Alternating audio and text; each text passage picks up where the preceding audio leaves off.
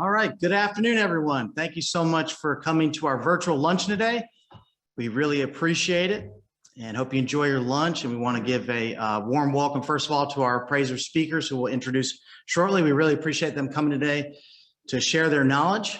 I can neither confirm nor deny that they will answer the question about what's the value of a two-car garage workshop on the dark side of the moon on August 27th. But we will see what they have to say for us, and we really appreciate them sharing their knowledge to help us out and learn more. And stay tuned. We have some important announcements at the very end and a gift drawing as always. So at this time, I'd like to call Candy forward to talk to us about our membership list. Thank you.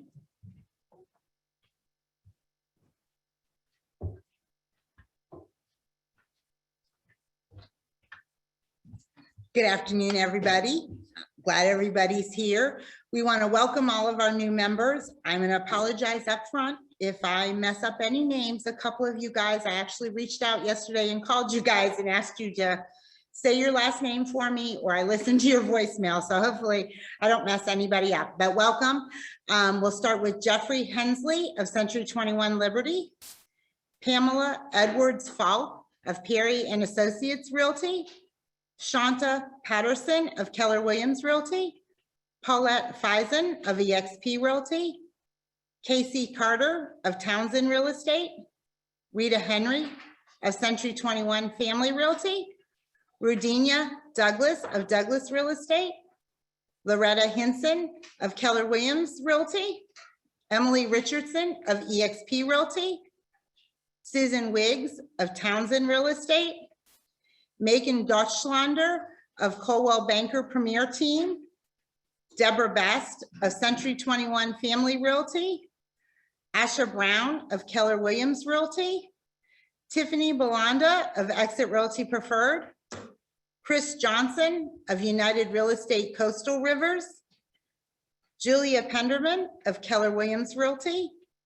Lucinda McLean of Realty One Group Promise, Tarshay Drummond of Inspired by Desire Real Estate, Kelsey Hinson of Anderson Creek Realty, Michael Frazetta of eXp Realty, Brian Noley of eXp Realty, Leslie Cornaho of eXp Realty, Brittany Hill of eXp Realty, James Rippion of Remax Choice, Angela Locklear of eXp Realty, Laura Bortz of Next Home Integrity First, Brandy McKinney of Everything Pines Partners, Amber McIntyre, the Real Estate Regiment Fort Bragg, Joanna Gerdes of Keller Williams Realty, and Mary Reed, the Real Estate Regiment Fort Bragg. Again, welcome to all our new members. Next, Melissa McKinney is going to introduce to you our program for today and our board here of appraisers. Thank you, Candy. All right, today we have an appraisal board for you. We have Nancy Gallagher, who has been a licensed real estate broker since 1990, certified residential appraiser since 1995, appointed to the VA fee panel in 1999, secretary of the Cape Fear Regional Appraisers Group from 1993 to 2014. Next to her, we have Jason Kellum. He has been a licensed real estate broker since 1995, certified real estate appraiser since 2002, president of the Cape Fear Appraisers Group at present and twice in the past president of the North Carolina Real Estate Appraisers Association, current member of the MLS committee, and has chaired the committee in the past. Next to him, we have Frank Lear. He has 20 plus years of residential and land appraising in Cumberland and Hope counties. He is a licensed to perform FHA, HUD, and USDA, Cape Fear Regional Board of Directors in 2011, 13, and 18. North Carolina Real Estate Appraiser Association Vice President in 2017, President-elect in 2018, President in 2019, Director 2020 to present. So I'm going to go ahead. We compiled a top 10 list from some information that we had put out to the members, and I'm going to read the first question to get them started. And Nancy, who is our VA appraiser, She's going to answer that one. And it is, what is the best way to fill out the Tidewater grid? How can we give you the best information?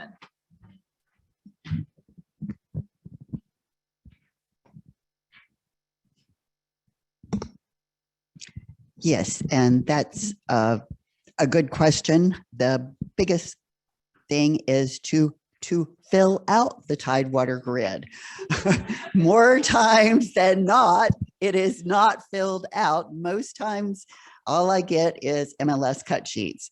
But if you do take on and fill out the grid, which you are supposed to do, list the things that are, number one, put in the MLS number. It would be, because I'm going to pull, and most everybody's going to pull the MLS sheet to begin with that you are referencing. Put in the MLS number, put in the age, put in the square footage, put in all the things, what you see on on an appraisal. So if you fill in all the things that you would normally see on an appraisal, then and do what you think are adjustments, then we can use that to consider how you derived at your value. And that's the whole point of doing the Tidewater, is we want to see how you derived your value. So that's basically it. The most important thing is to submit a grid. Okay, that covers that, I do believe. So now, Jason. I'm not sure if these were in order from most important to least important, but I'm going to do number one.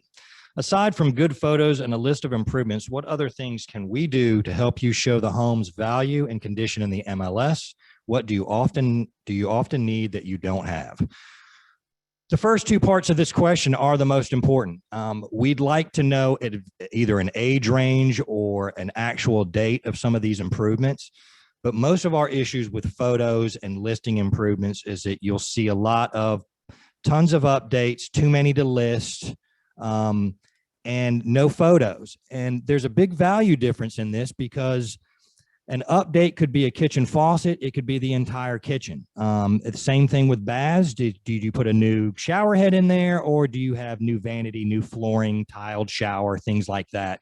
And when these photos are missing, it makes it nearly impossible for us to use a comparable sale and make an adjustment for condition, because we just don't know the answers to those questions. So it really comes down to the part of this question is as many photos as you can jam in there. I mean, that essentially will help us out. We can figure out those appliances look like they're almost original in a 1995 house, or where they've been updated at some point. But when doing a lot of my appraisals, especially recently, because they're selling so fast that people aren't worried about putting photos in there because it's sold, whether it was coming soon or one day on market, we still need those photos. That's a comparable for 12 months in some cases. But certainly in that neighborhood, you're going to need that sale. And the more photos you can put in there and list of improvements, the easier it is for us to give value to those improvements. Nancy, did you have anything to add? Okay. The only thing I would add to that is emphasis on dates. Don't make us guess that something was added in 2000 or if it was added in 2010. Let us know that, hey, we remodeled the kitchen, put all the countertops and the appliances in 2015. Why make us guess? Next question is, what determines value and what determines an upgrade versus maintenance? It seems to differ with different appraisers. Does this have something to do with the type of appraisal, whether it's for an FHA loan or a conventional loan? Let's break that question down a little bit. An upgrade versus maintenance. If you have a question about that, think of it as repairs. If you're patching a roof, that's maintenance. If you're replacing the roof, hey, that's a renovation. That can be an upgrade. If you think about your buyers looking at two similar houses, 2,000 square foot, 2-story in one neighborhood, 2,000 square foot, 2-story in another neighborhood, the one that has a patched roof or the one that has a brand new roof? where's the value going to go? Easy answer there. Okay. They're not going to be worried about having to replace a roof for 15, 20 years. Okay. So start thinking about it that way. Repairs or maintenance. Okay. You're not getting credit for repairs. All right. If you do upgrades where you're talking about, hey, we replaced the Formica countertops in the kitchen with more Formica. Well, hey, that's a replacement. That's, you know, that's better than just doing a repair.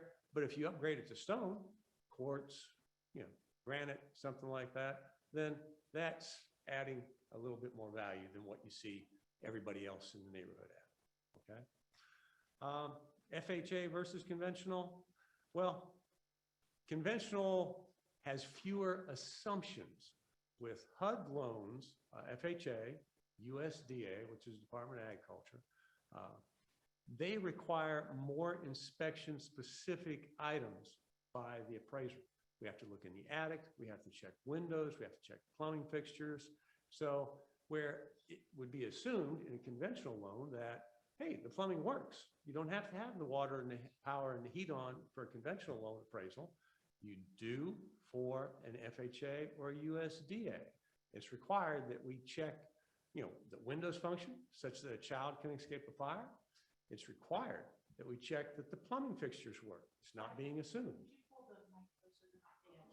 Oh, I'm sorry. Okay. Is this better? Not used to holding the microphone.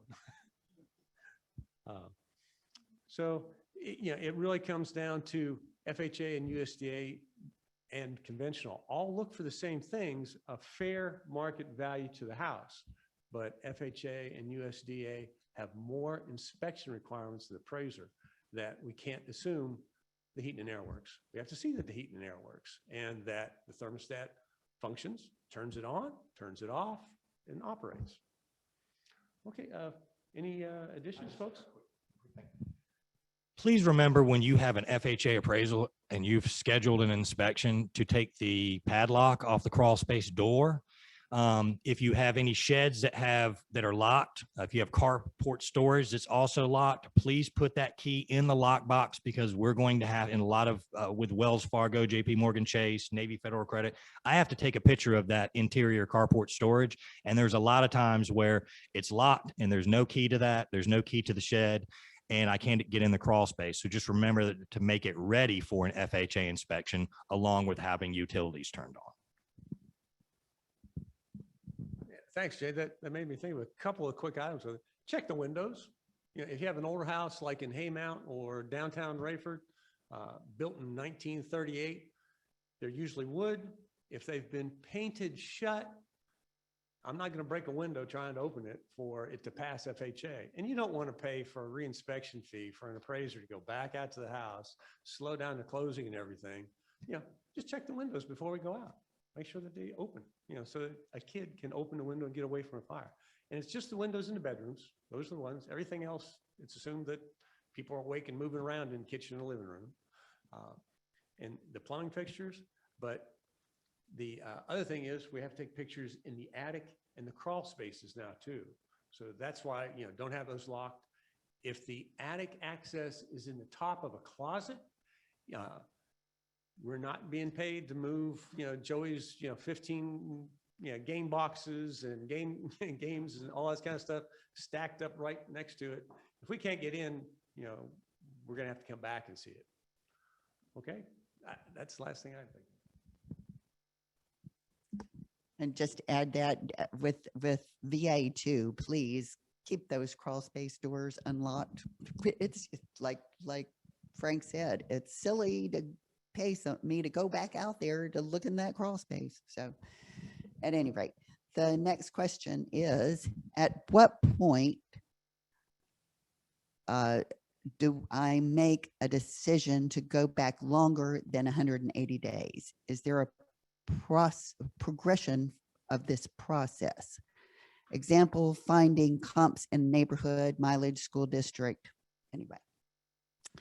But with the market, what it is right now, I talked with Frank and Jason, and we're all saying we're trying to, because of the way the market is, to keep our comps within the past 60 to 90 days.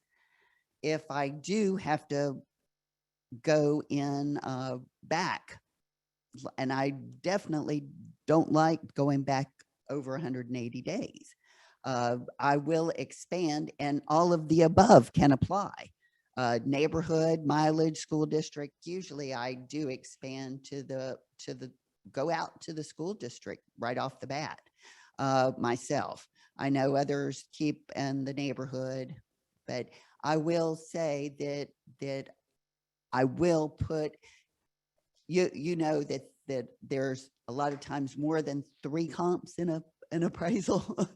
So I will use one of those that is older if that's the only thing I've got in that subdivision or that immediate neighborhood around that subject, to more or less give yourself a jumping off point.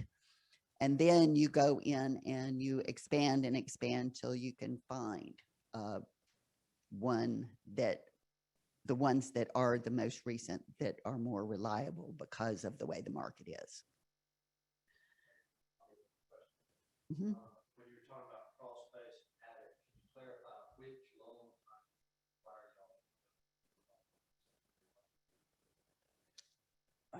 Okay.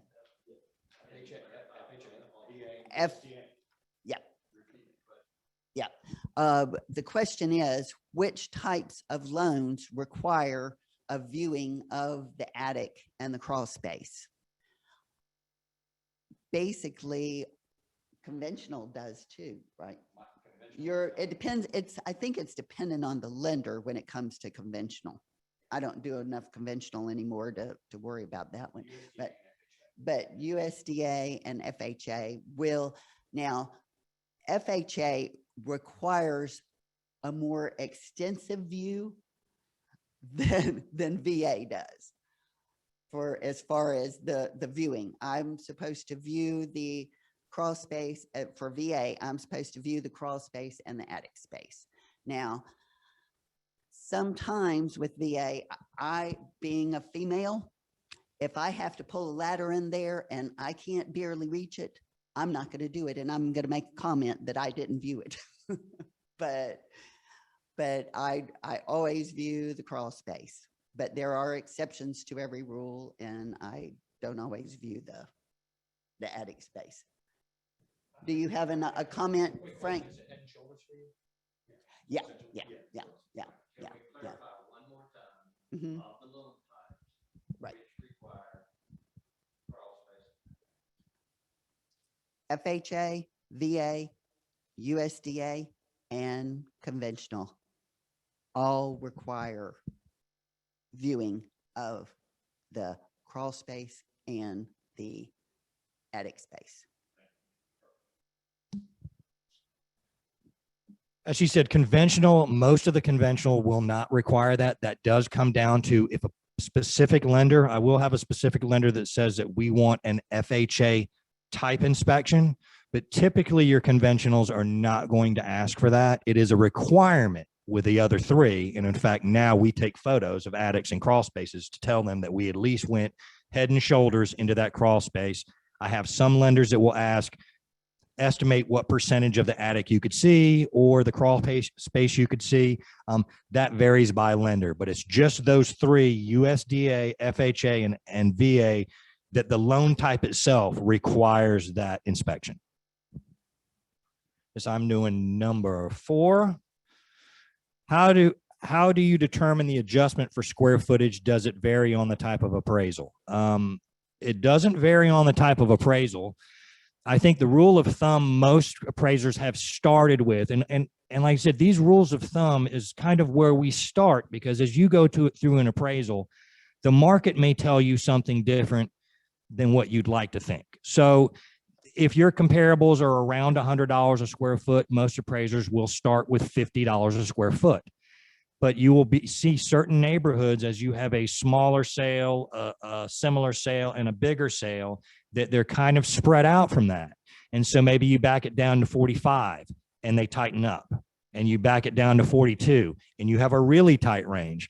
There are some neighborhoods where the market is showing that people are willing to pay about the same thing for 1,150 square foot as they are for 1,300 square foot. And now generally we would make adjustments for that, but the appraisal and the comparables in a lot of these cases tell us whether we need to make one, because these are supposed to be market-based adjustments. And if buyers are not giving value to a certain thing, possibly just square footage, then we're not going to arbitrarily go in there and say, well, I'm going to use $50 a square foot because that's just my rule of thumb.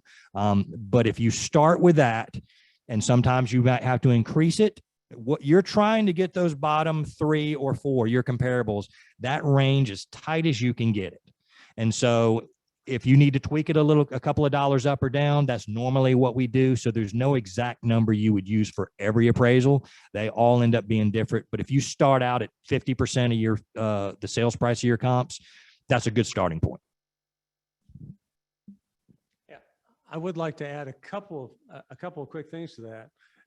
Primarily, I know that a lot of brokers look at square footage when trying to establish a listing price. But be suspicious of just going by the square footage. You know, appraisers don't. And we don't do that because a sales price includes a garage, but that's not included in the square footage. A swimming pool, but it's not included in the square footage. A privacy fence. And there's a lot of different features like that from one property to another are different, but feed into the sales price and change your price per square foot. So be very suspicious of that.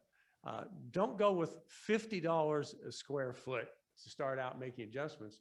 We're talking about 50% of the sales prices, okay? Yeah, to start out with your adjustments. So if the houses are selling for 100 there in that neighborhood, that is an average, start at 50 and then go up and down. If they're selling for 75, start at half of that and go up and down. And you're using half because the other features are then discounted. You're just looking, by starting at 50%, you're just giving credit to the square footage in that consideration. Okay? The next question is, what is a good guidance for adjusting for a finished basement? Well, the very first question is, do you have a basement? The National Association of NADA, book guidelines say that if it's anything below grade, it's a basement. So tri-levels would have a basement as the bottom floor. We don't consider the basements in this marketplace though. You look for similar comps with similar finishes. If you have a house in Haymount that has a little area that includes the furnace and hot water heater, and it's a little concrete pad, and you've got about 8 feet of headroom to the bottom of the rafters, but it's open to all the joists and the rest of the crawl space, it's a storage area. You're not going to get much more value than just for a shed for it, because you can store stuff down there, but grandma's not going to live down there. One of the teenagers are not going to live down there. So you need to find something similar. And first recommendation, look for other comps for basements. Absolutely. Start with, if you want to think of it, a bullseye. Put your house in the middle of that bullseye and spiral out from there, looking for the ones that are closest by in that same subdivision, in that same school district. That's how you want to find them and look for that feature. Is there a specific adjustment for it? No. You can't say add 10,000 for the basement or subtract 20,000 for a basement. All the features, affect it differently. But you can be sure a basement does not add value like heated and cooled above grade square footage. Every time it's different. Anything you guys want to add? I think they want to address too about if it is heated and it's heated. And here's the question, the problem that we have as appraisers in this situation over the years. In most markets, a fully finished basement, and I mean, there's bedrooms down there. There may be a den with a fireplace. It's sold at 3,000 square foot with that finished basement every time it's ever sold. I've been out to Pinehurst where you're on a lake. In real estate, you guys can do that. Fannie Mae requires us to pull out and separate all below grade improvements. And it makes it very difficult to do these appraisals because we're going to have to take all the comparable sales and pull out their basements, which in our MLS, it historically has been difficult because agents haven't put the finished basement as a separate, a separate item in the remarks. So we always ask if the basement's 875 square feet, finished and heated and cooled, if you could put the room count in there so that we can pull it apart. In your world, you can take that appraisal and add our below grade square improvements in rooms and our above grade and put it in the MLS. They have for years. Just know that Fannie Mae and their infinite wisdom have decided that this is how we do this. As much as I have argued with them and how stupid it is to do it, because when you're on a lake, there's some that have a summer kitchen. 2 of the bedrooms are downstairs. You got a laundry room, a bathroom. It is livable space. It is considered by the market to be livable space, but Fannie Mae makes that requirement, which makes it incredibly difficult for us, which is why when I've been in front of the board that we ask that you please give us the size of that basement and the number of rooms that are the different rooms that are in it so that we can pull it out and then you can put it all back together when you stick it in the closed MLS sheet. It'll save you from some phone calls because it takes us that much longer because we have to call everybody and sometimes they don't even know. But that's that. And the next question is how to make adjustment for age of home. When to do this? Does the range need to be 5 years before an adjustment is made, et cetera, et cetera? Personally, I don't make age adjustments. I make condition adjustments, and I think most of us do. If you've got, it's basically more of, instead of a chronological age, it's more of an effective age, which if a house has been renovated, that effective age of that house has been lowered. So then you don't even need an age adjustment. Sometimes I will say that there is a very extreme when I've had to go out for, especially recently, because looking for recent comps, you go out and out and out, and I may have something like a 30 or 40 year difference. And the difference in the livability of that house, I feel, is different enough that it would warrant a adjustment for age. But it's one of those, I hate to tell you, it's one of those, it depends. And you're used, any of you all that have attended these appraisal seminars in the past have known that we are good about saying it depends. So there's no real concrete guidelines on this, but the best bet is to find things that are of similar chronological age and have similar renovations. That's the best way to handle that. What all do you have to say? Yeah.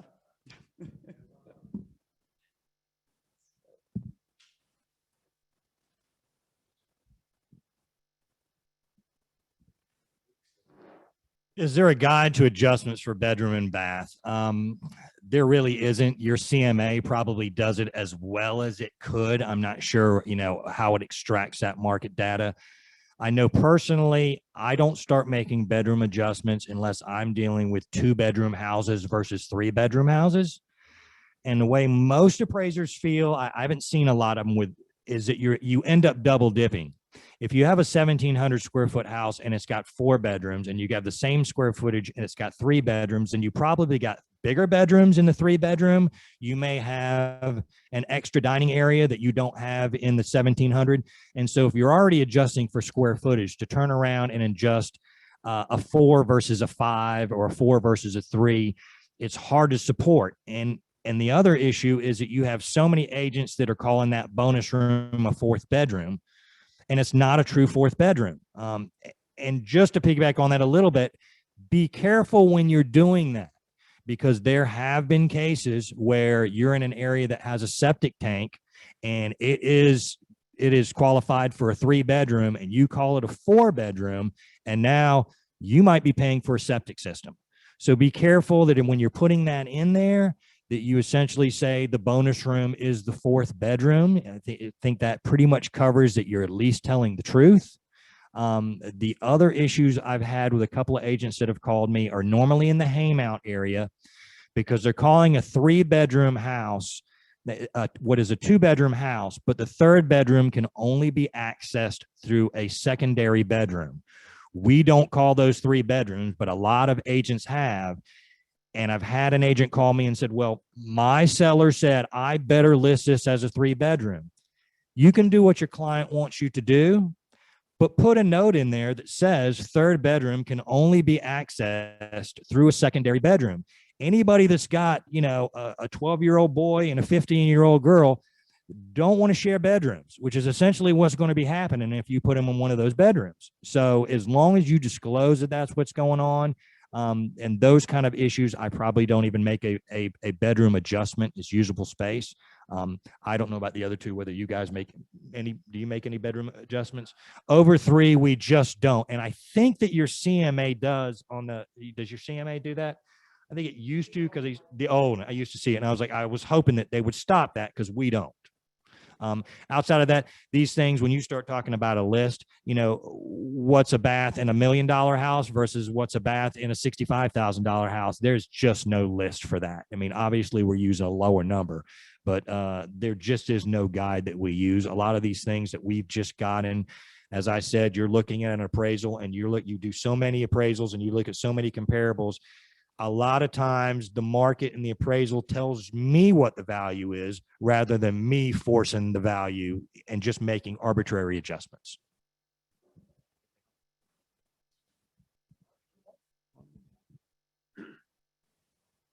Excuse me. Yeah. As far as the adjustments, no specific list. I think one used to be generated before, but there is no list anymore. It's not allowed. The next question is, how do we adjust for land, a regular residential lot compared to one that has acreage? Well, my particular approach to that, from the market data that I've looked at, is first to look at the zoning and for comps. Of course, you want to find another comp that's got similar size whenever you can possibly do that. But when you start considering that, hey, I've got a comp or I've got a subject with 2-acre land and we're out in the country, and the only house that's nearby that sold recently is one in the subdivision. Well, do you need to make an adjustment for the site size? Because when you get out into the country, the zoning requires a minimum of 2 acres for the land, for A1. And I think another one of the ratings requires a full acre. You get into what in, excuse me, appraisal terminology is discussed as surplus and excess land. Surplus is, the zoning requires 2 acres, but you've got 2.1, 2.3, 2.5. It's extra, but you can't really build another house on it. Surplus land is, I've got 2 acres zoning, but I've got 6 acres or 10 acres. Then, hey, it starts adding extra value, because then you can actually separate off some of that other land and build houses on it. It's buildable land. Size-wise, one of the other things we look at is it suitable? Does it flood? Is it in a flood zone? Is it swampland? Does it, will it perk? So we get out in the country and we're looking at large sites. There's a lot of parameters that we look at. You are usually safe looking at the value of what the property is with that land, and what the zoning is. As far as getting to a specific, site adjustment, I'm not making adjustments for land at $500 an acre anymore. You need to find out what the land has sold for, and then you can make an adjustment for the excess land. Anything else from my compadres? I look at the utility. I call it utility. And a lot of times you've got, even in a subdivision, you've got some lots that are 0.13 acres. And then you've got one on a cul-de-sac that'll be half an acre, but the utility of that land is still the same. So there's no adjustment there. People aren't willing to pay a difference for that. So, yep. It's the utility. My key word is look at the utility. I like Frank's looking at the zoning too, but I look at the utility of the land. Yeah. So, and the last question is, if we have any questions, can we reach out to you? For myself, yes, please reach out. Call me if you have a question. I think all of us agree that we would rather answer a question that you have now than to have to, you'd be disappointed later. If you've got, we're of the mindset that the more we can help you, the easier our job will be. No, except we can't talk about value, but we're talking about in relative general questions. Yeah. Explain repairs, what we're asking for. Yep. A lot of times. And I've seen lenders, this is a sideline. I've seen lenders finally starting to send my pictures in conjunction with my comments, so people know what to repair. But anyway, that's always a good thing. Anything else that anybody else on the panel want to add? Yes, if you have a question about something, please call an appraiser. It's just so much easier on the front end. For one, how you fill out your MLS sheet. Two, what kind of, I get calls all the time, especially like David said about storage buildings, detached garages, things like that, things that are, odd gazebos and mother-in-law. We'll at least discuss how we would handle it, how we would at least look at it, what we would look for as far as comparables, things like that. I don't consider any of the questions dumb, because the more you know about the constraints that we have to deal with, the box that we're in, and why we can't give you value for something that you think is worth something, and certainly what somebody had to pay for and what it cost. And I can explain to you the parameters I have to work with and why something can't be, if you pay $10,000, why does it add $10,000 to my house? It makes it so much easier for us as we do appraisals. I agree with Jason 100% there. And I think Nancy's on target with the questions. I would just like to emphasize, if you have a question about repairs that the appraisers asked for, call us. That's not a value question. Explaining where the fascia is bad, explaining which bedroom window we saw that had the crack in it, which faucet was leaking, where we saw those damages. If you can't tell from the pictures, give us a call. I'll answer those all day long. That's it. If we have any questions from the field. This question would be about new construction, escalating 300%. How y'all adjust? Okay, I'll start off talking about that. With new construction, okay, we've had a question about the cost of materials impacting new construction values. In appraisal, we approach the value of a property by three methods: the cost approach, the market approach, and the income approach. For residential properties, we're not looking at the income approach, because that's mostly the parameter of apartment buildings. What's your income being generated for that? That's more of a commercial evaluation process. But in new construction, we look very closely at cost, because it's just been built. That cost is there. We have cost manuals by Marshall & Swift, now CoreLogic, and they are updated every 3 months for us, so that we know what the cost is for that property. And when we're reading through the bill of materials and the specifications for a property, we outline that, and we come up with a value through using this cost manual. Then we compare that to what's going on in the marketplace, because cost doesn't equal market value. Okay, market value is what Bobby and Susie Consumer will spend for a property, versus cost is what hey, Lowe's is going to charge you $500 for that sink and that new faucet. You got to pay it. But Bobby and Susie going to pay an extra 500 for a new sink and a new faucet? Maybe not. I'll pass it along. With VA, I can do a cost approach as a sideline, but I am not permitted by VA standards. They don't want a cost approach. They emphasize the market approach. So the way I handle is the way I handle everything. I use the most recent I can possibly find. And at the rate it's going, a lot of times I can find comps that have closed within the past 30 to 60 days. So they would be under the same per se pressure of the escalation of the cost. So that's how I handle it. And if I do have a range of value, I'm trying to go with the higher end of the range of value to support, because I do know that the price of lumber is just unreal the way it's escalating. I think that's just, yeah. So anything else? Recently I had Yep. sunroom addition, fully heated, cooled, addressed by the appraiser.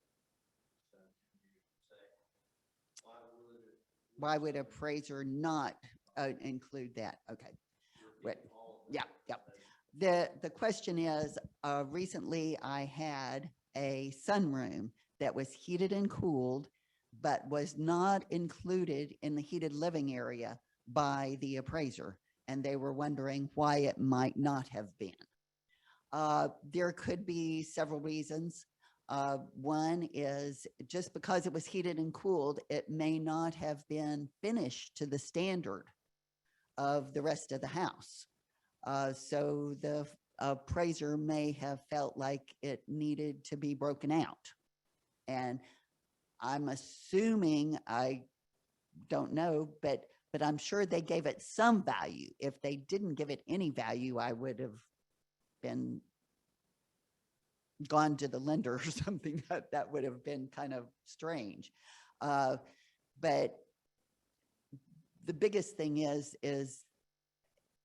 typically they would have broken it out because they felt like it wasn't to the standard of the rest of the house, the finish standard of the rest of the house. Or there are times when they break it out when they have comps in the neighborhood where the houses have similar utility, and these people added on that sunroom. So they use the comparables that are very similar and then use that, break it out to add the value of that sunroom differently in a different area of the appraisal. But that's all I know of what possibly could have happened. And another question is possible, I guess, is was it permitted? Was this built and then, permitted, built and inspected? Was this cousin Roy came out and built you a sunroom and just put it together because he used to work for an electrician? So that's one issue that the lenders want to know from me. Most conventional for converted garages and things like that, even if they're not permitted, if I can say that they were done in a workmanlike manner, generally they're going to let me use that. If I feel that it is at a sufficient finish that it's comparable to the interior of the house. But sunrooms come in all shapes and sizes and colors. They can be very, very basic frame. You can have some that are, with terrazzo tile and plantation fans and things like that. So it's hard to know specifically why they didn't, but that's not permitted or not finished to the rest of the house would be generally the only two reasons that I would exclude it. And honestly, if it's not brand new, it's been there for a while and it's on the tax card, I don't know. The permit office does, I think they keep them 7 years. So I've gone back to look for permits and they weren't even there anyway. So it goes back to, does it look like a workmanlike structure that was done in a good, it's good shape, the electrical works over there, then I'd include it. So Jason and Nancy have both hit on the main items that something like that would typically not be included in appraisal. We can't defend them because we don't know the actual situation, but I have gone in, like Jason has said, and Nancy, sunrooms that, hey, they put 5 windows on the side of the carport and, some vinyl siding around it and put a window AC unit in the one window. Not quite the same as if you think about it, general or gross living area. This is the gross living area. That's where you're living. Do you want, the kids to live out there? Are you going to put the mother-in-law out in this room? Is it finished to the level of the house? And by finished, that's what we're talking about is it carpeted or is it exposed concrete, for a floor? Do you have open walls or are they finished drywall? That's the finish. Yeah, and he should have given value for it. Any additional questions? Yep. We're talking about room additions. When you find a room addition, when you find a room addition, no permit, no value. So we go back. Address, when you look at a house, you see a room addition, didn't have a permit. Okay. Okay, trying to repeat the question here. When we go to a property that has a obvious room addition, do we pull a permit for it? How do we verify that? We do not pull permits, okay? The tax office and the permitting office shake hands over information, if you will. They share that. So that a house is built in 1995 and had the garage enclosed in 2000, they want to know that that added 500 square feet to the house. And if the building permit was pulled for it, it shows up in the tax records. Now, everybody knows the tax record square footage is not exactly what, works out to be in the appraisal. And yeah, they don't measure things the way we do. And sometimes there's some accuracy, blips and hiccups and that kind of thing.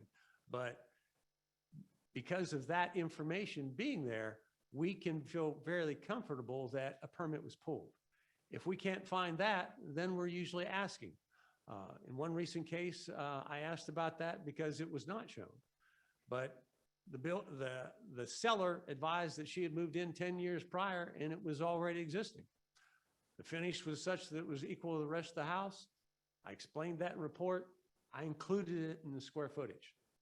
I had no blowback from the analysis at all. Just quick. A lot of times you can check if it still shows garage and not enclosed area average square footage, then you can pretty much sure it wasn't permitted. If it goes to enclosed area average square footage, then generally the tax office knows about it, which means somebody saw it and then we're fine with using it. And then just like Frank said, if I feel that it is comparable to the rest of the house, it is heated and cooled, they trust my judgment on this. Will the market see that as gross living area? Or do they see that as a garage with some carpet in it? And the difference when you've been in those. So with an appraiser, it does come down to our opinion a little bit on that.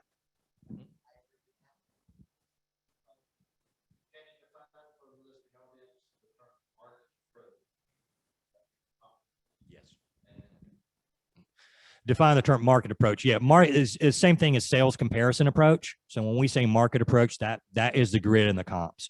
When we do the income approach, we're usually going to come up with comparable rentals. We're going to come up with and we'll derive our value for that. It just doesn't happen very often. If you have investment properties that are rentals, then we'll be asked sometimes to do a comparable rent schedule, an operating income statement.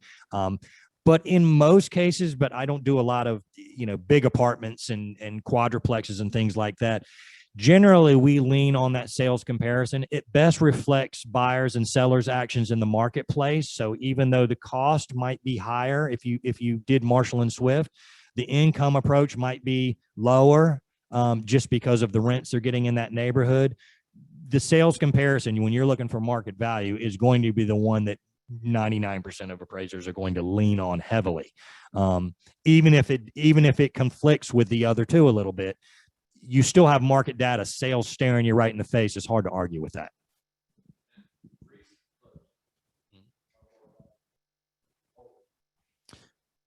They are, and I guess this goes back to how far would I go back? Honestly, there's some, you want to know recent closing versus older closings. Define them. Well, obviously that's going to be a time situation. I said mostly when we had a meeting here in June of last year, because I was scared. I was like, I'm looking at pulling up comps on appraisals and I'm going to be low on every appraisal I'm doing this week. And that never happens. I've been doing this 21 years. And I called Frank and I said, are you seeing this too? I said, because people are going to be screaming at me every single appraisal. So, you know, we talked about appraisers not wanting to leave a neighborhood. And I said, look, if I'm in a neighborhood and it's small and I've got a sale from last July and then I've got one from October, then I'm going somewhere else to get something within 90 days, 60, 90 days. I said, to tell the lender, this is today.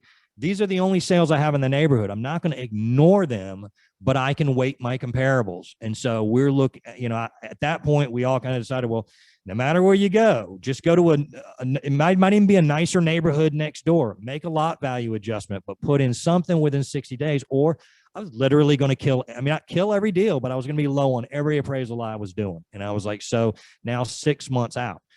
But I run into things now where my highest sale is last, March in that neighborhood. I mean, it's not as good as, so we try to put at least one newest sale as you can, and then we can go back up to 12 months. We're going to have to explain to most lenders why we went past 6 months.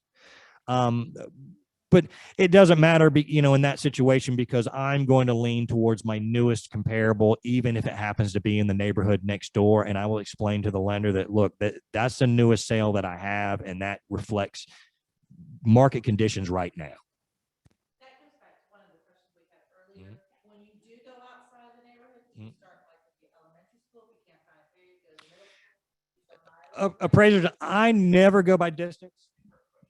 Oh, she asked, when we're looking for comparables, what do we normally lean at? Mileage or school district, or I think most of us are the same. I don't ever go by distance because it makes no difference to me. I like, as Frank said, I start there in that neighborhood. If it's a neighborhood where I know I've got comparable neighborhoods around it, I might go ahead and check those. But the next thing I typically go to is school district.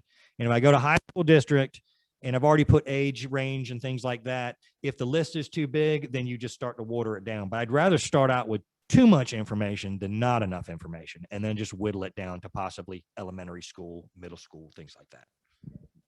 Last question. This current market with multiple offers coming in way above asking price, how do y'all handle it? Okay, the question is, in the current market situation, a majority of the listings are coming in with offers and contracts above the list price. And the way that we're handling that is you have to understand an appraiser's approach. We are historical data animals. We have to look at where the rubber meets the road. What has actually happened? Where has money actually been paid? So an offer, they can offer you $1 million for a property you got listed at 700, but is that going to happen? Has it happened? If it has happened, you can depend on us to find those comps. We know the MLS information. Jason is literally on the committee helping drive the information that's in there. So we're very familiar with that. But I use information about multiple offers in my analysis to support going to the high end of the range. And when we're talking about the range, what we mean is we'll put a grid of comparables in the appraisal report as comps 1, 2, and 3. The range we're looking at, though, is at the bottom of that grid where it shows the adjusted final values for the appraised properties. Okay. And as that range gets closer together, let's say from 115 to 150, well, hey, when you narrow it down to 125 to 135, That's a pretty tight range. It's less than 10%. That gives us a real good indication of value. And that's how we start looking at what's going on. Sometimes you don't have it that close.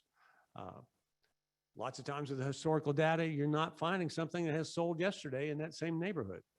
But by looking at the neighborhood next door, making a location adjustment if you need to from the one subdivision to the other, then you can say, okay, hey, it's still selling higher because it sold more recently. And that's why we lean on them.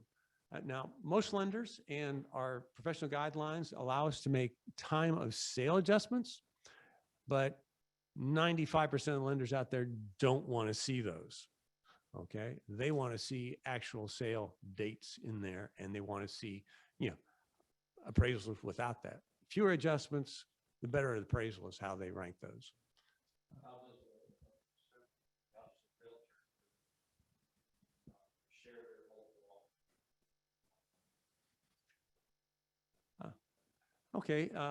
Question is, how should a broker share information about multiple offers with the appraiser? This is something I've actually asked one of the guys in the real estate commission board about. We don't want to make the brokers uncomfortable, starting to feel that, hey, they're sharing confidential information. And I repeat that whenever I'm speaking to a listing broker about their subject property myself.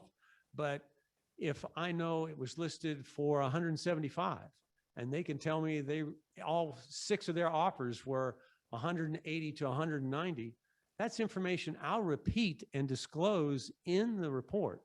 That's not saying who specifically offered that.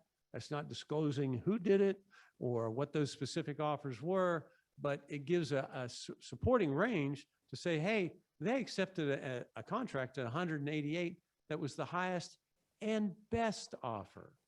Maybe the very highest one also wanted, closing costs covered, also wanted $650 worth of, home warranty. So the highest and best we know is not just the biggest number.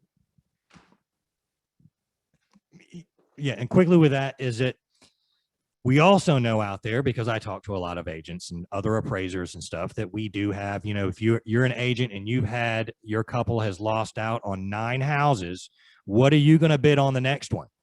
And so just because, now you have people trying to get first in line.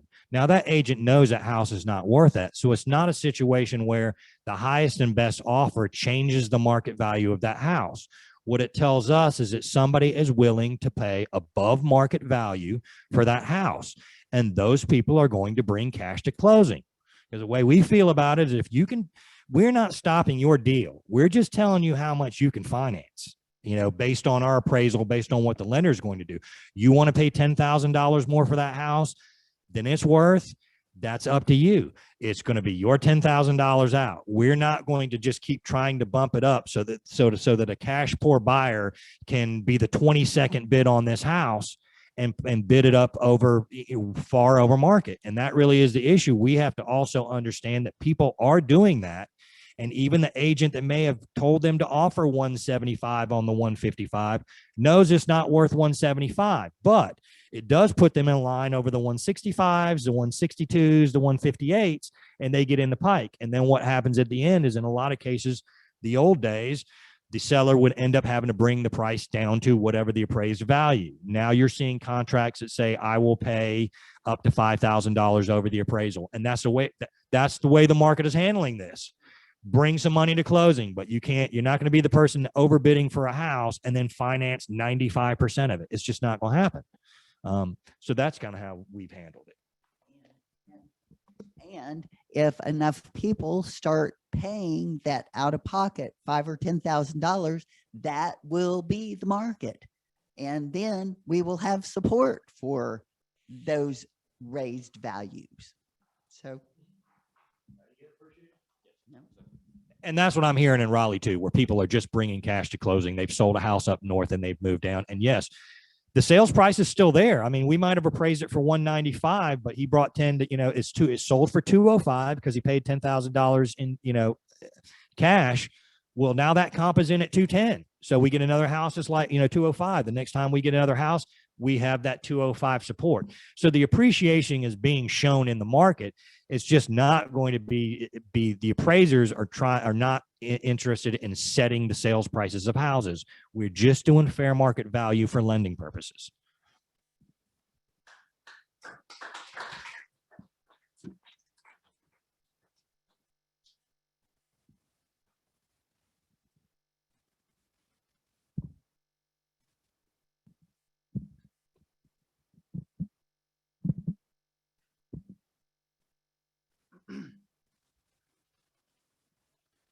Can you hear me? Mic test? 1, 2, 1, 2. I want to, first of all, say thank you to everyone for being flexible with the pain of being in Zoom land. It's not a lot of fun, right? But it's important that we're here today. And I really want to say thank you again to our 3 appraisers here today. We really appreciate you sharing your wisdom and experience and helping us all be better realtors and price homes better. And so thank you again. Really appreciate you doing that. And, Nancy and Jason were being honest in what they said about contacting them for help. I've contacted them many times over the years, probably over a decade, calling Nancy for help. They both probably have me on block now. I'll probably have to call Frank for help. So anyway, they really will help you, and you can search by members in the matrix to find any members' information, the association as well. A couple quick announcements, and then we'll get on to our drawing.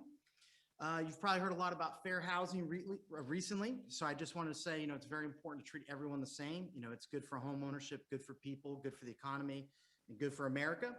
If you go to ncrealtors.org/fair housing, that's ncrealtors.org/fair housing. You can find a lot of helpful resources there.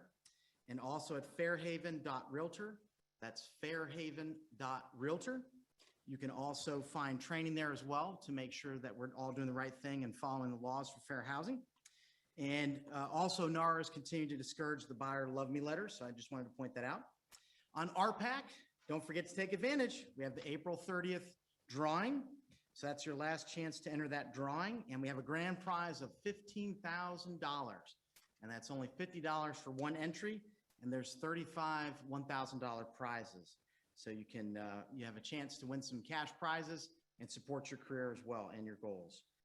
And lastly, I just want to wish everyone continued success in real estate with the record sales we're experiencing in our MLS. So thank you to everyone for your hard work, and stay safe and healthy as always. And so we have a short video before we do our drawing.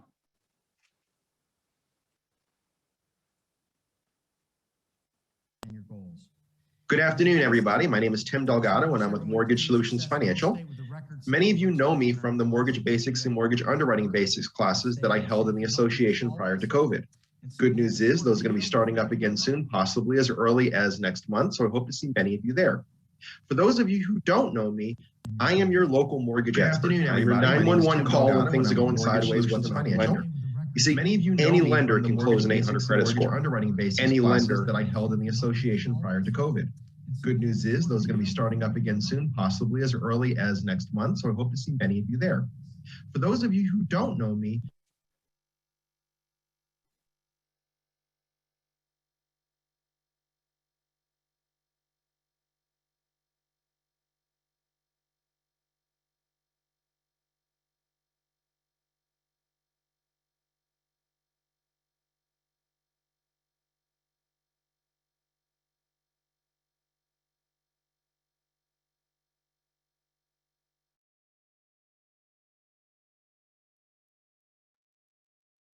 can do a 20% down.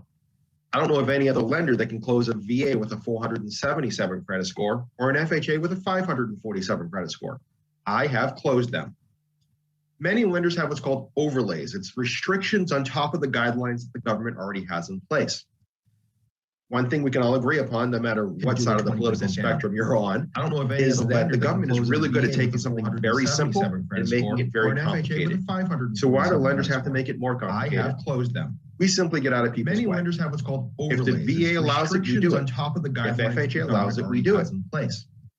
Just get out of their way. We can all agree upon. So if you have any loans or questions or concerns that I may be, the government is really good at taking something very simple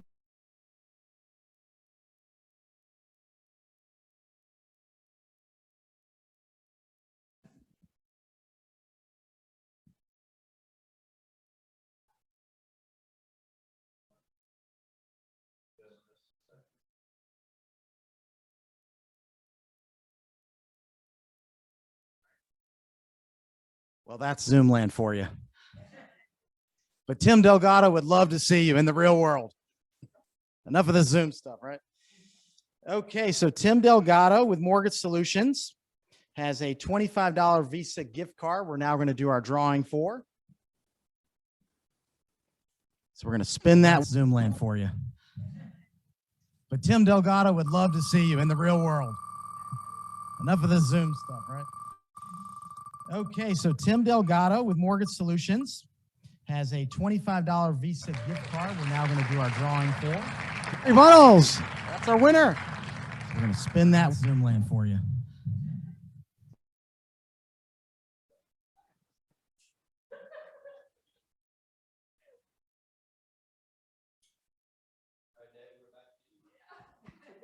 I really don't talk that much in the real world. That was Zoom land for you. It's on auto repeat. Thank you again for your flexibility. Meeting is adjourned. Have a great day.